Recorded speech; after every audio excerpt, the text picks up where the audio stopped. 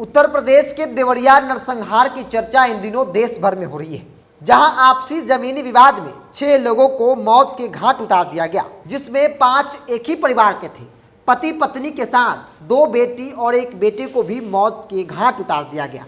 दरअसल देवरिया जिले के रुद्रपुर कोतवाली क्षेत्र के फतेहपुर गांव के लेरहा टोला में जमीनी विवाद को लेकर सोमवार को 6 लोगों की हत्या कर दी गई। इस हत्या के अभयपुर टोला निवासी पूर्व जिला पंचायत सदस्य प्रेमचंद यादव ने साल 2014 में लेरहा टोला निवासी सत्य प्रकाश दुबे के भाई ज्ञान प्रकाश दुबे उर्फ साधु दुबे से 10 बीघा जमीन अपने नाम बैनामा करा लिया था। इस मामले को लेकर सत्य प्रकाश दुबे और प्रेमचंद यादव के बीच मुकदमा काफी लंबे वक्त से चल रहा था। दोनों के बीच कई बार विवाद भी हो चुका था। इसी विवाद में सोमवार को सत्य प्रकाश दुबे के दरवाजे पर प्रेमचंद यादव की हत्या हो गई। प्रेमचंद की हत्या के प्रतिशोध में उनके परिजन और समर्थकों ने लाठी डंडा और हथियार से लैस होकर दुबे परिवार पर धावा बोल दिया। उग्र भीड़ ने सत्यप्रकाश दुबे, उनकी पत्नी और 2 बेटी के साथ एक बेटे की हत्या कर दी, जिसके बाद सुबह के सुशासन पर भी कई बड़े सवाल खड़े हो गए कि पुलिस आखिर इतने लंबे वक्त से कर क्या रही थी। जब 2 परिवार आपस में लड़ रहे थे, मामला कानून के पास था, तो फिर कानून इसमें कोई निर्णय क्यों नहीं ले रही थी। अगर कानून हस्तक्षेप करती, अगर कानून चीज़ों को सॉल्व कर देती, तो शायद जिन परिवारों ने अपने को खोया है वो नहीं खो पाते।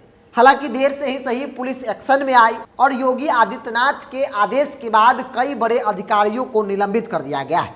देवरिया में भूमि विवाद में 6 लोगों की हत्या मामले में मुख्यमंत्री योगी आदित्यनाथ ने सख्त कार्रवाई की है। उन्होंने देवरिया जिला प्रशासन और पुलिस के पूर्व एवं वर्तमान 23 अधिकारी कर्मचारियों को निलंबित करने और विभागीय कार्रवाई का आदेश दिए। घटना बृहस्पतिवार की समीक्षा के दौरान सीएम ने कहा कि दोषी कोई भी हो, हर एक पर कार्रवाई होगी। दरअसल जांच में सामने आया कि विवाद के संबंध में सत्य प्रकाश दुबे द्वारा ग्राम समाज की भूमि पर अवैध कब्जे की शिकायतें IGRS पर की गई थी, पर मामले को पुलिस व राजस्व विभाग ने गंभीरता से नहीं लिया।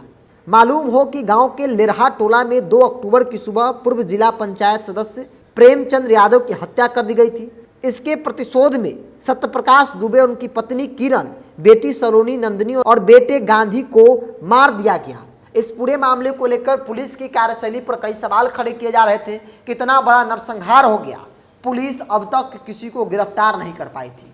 हालांकि आरोपी के घर पर बुलडोजर की प्रक्रिया अब तक नहीं हो पाई है, जिसको लेकर भी सवाल किया जा रहा है कि आखिर जिस सरकार की पहचान बुलडोजर रही है, आरोपियों के घर पर बुलडोजर चलाने की, अब तक इनके घर पर बुलडोजर क्यों नहीं चली है।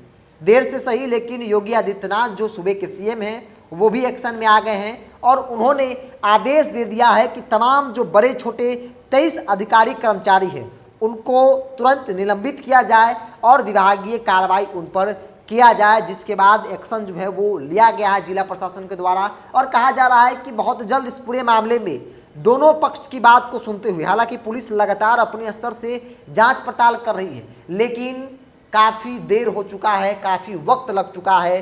अब तक जो परिवार है, जो पीड़ित परिवार है, वो न्याय की उम्मीद में बैठा है। घर में कोई रोने वाला नहीं है। जो बचे हैं लोग, वो कह रहे हैं कि मेरे सामने मेरे परिवार के लोगों को जिस तरीके से मारा गया, जिस तरीके से काटा गया, एक पूरी की पूरी परिवार को खत्म कर दिया गया। पति पत्नी के साथ 2 बेटी और एक बेटे को भी सामने, सभी के सामने तमाम जो उग्र लोग थे वो आए, लाठी डंडे और हथियार से उन्होंने मौत के घाट उतार दिया। तो इन दिनों देवरिया नरसंहार की चर्चा हर तरफ हो रही है। लोगों के जहन में सवाल है कि आखिर योगी आदित्यनाथ जो सूबे के सीएम हैं, वो कहते हैं कि ना किसी को फंसाते हैं ना किसी को बचाते हैं, लेकिन देवरिया में इतना बड़ा नरसंहार हो जाता है और पुलिस के हाथ खाली है, तो अपने आप में बड़ा सवाल है कि पुलिस कर क्या रही है। योगी आदित्यनाथ के संज्ञान में जब मामला आता है तो उन्होंने फौरन आदेश दिए कि तमाम जो अधिकारी हैं उनको सख्त कार्रवाई उन पर किया जाए और जल्द से जल्द दोनों पक्ष को बात को सुनते हुए जो भी दोषी है, चाहे वो किसी पक्ष के हो, उन पर कार्रवाई की जाए। तो देवरिया नरसंहार में कुल 6 लोगों की मौत हुई है। एक पूर्व जिला पंचायत सदस्य प्रेमचंद यादव हैं, तो दूसरी ओर सत्य प्रकाश दुबे, उनकी पत्नी और उनकी 2 बेटी के साथ एक बेटे को भी मौत के घाट उतार दिया गया है। तो आज के इस वीडियो में बात देवरिया की, यूपी की, जिस नरसंहार की चर्चा इन दिनों देश भर में हो रही है।